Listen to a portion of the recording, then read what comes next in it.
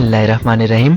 आज हम Atmos studio के मेगा माइक्रो कंट्रोलर को यूज़ करते हुए एक छोटा सा प्रोग्राम देखेंगे जिसमें हम करेंगे ये कि हम बेसिकली काउंटिंग करेंगे 00 से लेके हेक्सा वैल्यू FF तक, और अगर मैं डेसिमल की बात करूँ तो 255 तक।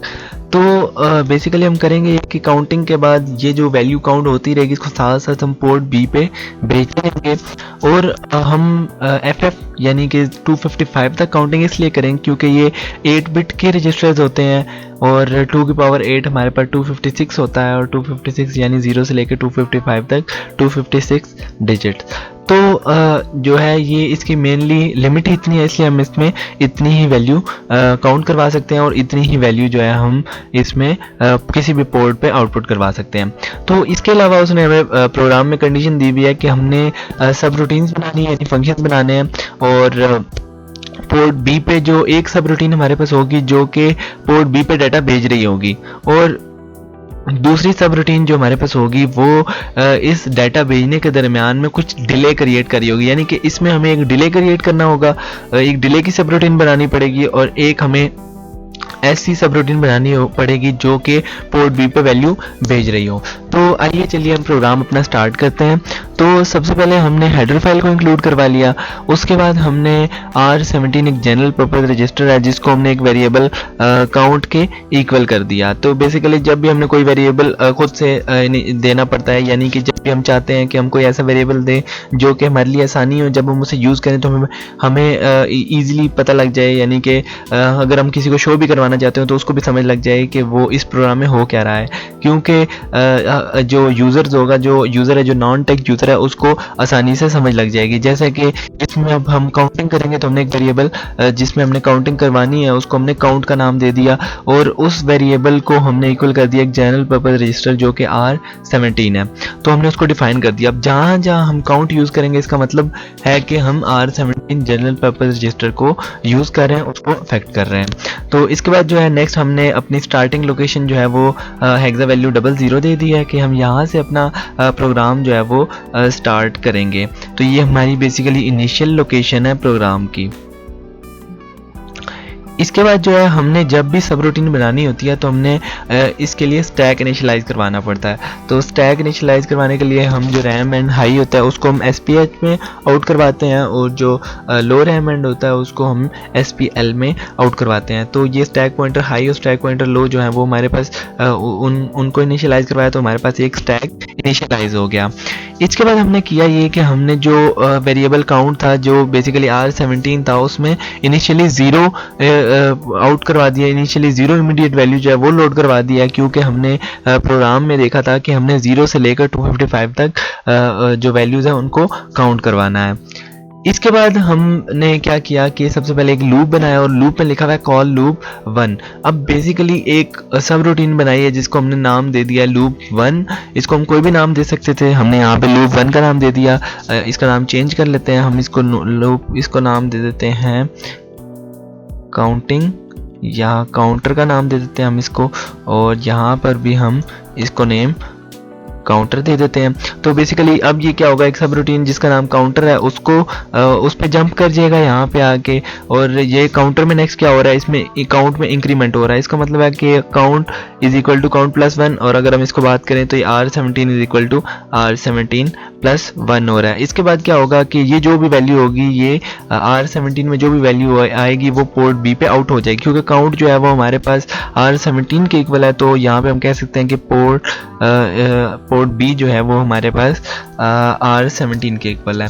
तो R17 पे जो भी वैल्यू आएगी, जो भी इंक्रीमेंट होके आता रहेगा वो पोर्ट बी पे आउटपुट होता रहेगा। और इसके बाद जो हमारा प्रोग्राम था उसमें बोला गया था कि आपने एक और सब रूटीन बनानी है जो कि इनके बिटवीन में डिले क्रिएट कर रही हो। तो हमने एक डिले की सब रूटीन बनाई है प्रोग्राम के एंड पे, और उसको हमने यहाँ पे इस काउंटर सब रूटीन के अंदर कॉल किया।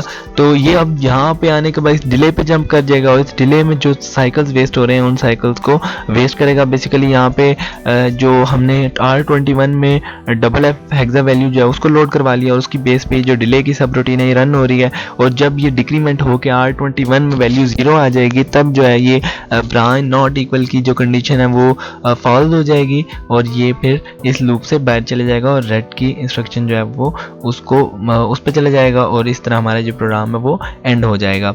बेसिकली ब्रांच नॉट इक्वल की इंस्ट्रक्शन क्या कर रही होती है, ब्रांच नॉट इक्वल की जो इंस्ट्रक्शन होती है वो तब तक ट्रू रहती है जब तक इससे जो प्रीवियस इंस्ट्रक्शन होती है, जो इस केस में डिक्रीमेंट R21 है, उस पर वैल्यू चेक करती है कि अगर उस पर वैल्यू नॉन ज़ीरो है तो उस रजिस्टर पे या उस इंस्ट्रक्शन पे जो वैल्यू है वो नॉन ज़ीरो है, तो ये जो कंडीशन है उसको एज अ ट्रू मानेगी और ये वो उसके आगे जो हमने लेबल या जो भी सब रूटीन का नेम दिया होगा ये उस पर जंप कर जाएगी। तो ये ब्रांच नॉट इक्वल यानी कि डिले पे जंप कर जाएगी और ये बार बार जो है वो डिले का लूप जो है वो चलता रहेगा और जितने साइकिल्स वेस्ट होंगे उस हिसाब से हमारे पास टाइम डिले जो है वो जनरेट होता रहेगा। और जब ब्रांच नॉट इक्वल की इंस्ट्रक्शन ये देखेगी कि R21 में जो वैल्यू है वो 0 आ चुकी है, तब ये टर्मिनेट हो जाएगा और इस लूप से बाहर चला जाएगा। तो आइए अब हम इसको रन करके देखते हैं। तो इसको रन करने के लिए आप डायरेक्ट F7 की भी प्रेस कर सकते हैं, अदरवाइज आप यहाँ पे बिल्ड पे जाके तो बिल्ड सोल्यूशन कर सकते हैं। तो आपने देखा कि हमने बिल्ड सोल्यूशन कर लिया और हमारा जो सोल्यूशन है वो सक्सेसफुली बिल्ड हो चुका है। इसके बाद हम इसको डिबग करेंगे और इसको डिबग करने के लिए आप सिंपली डिबग पे जाके स्टार्ट डिबगिंग एंड ब्रेक पे क्लिक कर सकते हैं।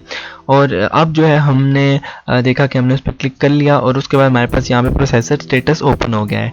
अगर तो आपको प्रोसेसर स्टेटस जो है वो ओपन नहीं होता तो आपने डिबग पे जाना है, विंडोज़ पे जाना है और यहाँ पे प्रोसेसर स्टेटस को क्लिक करके इसको ओपन कर लेना है।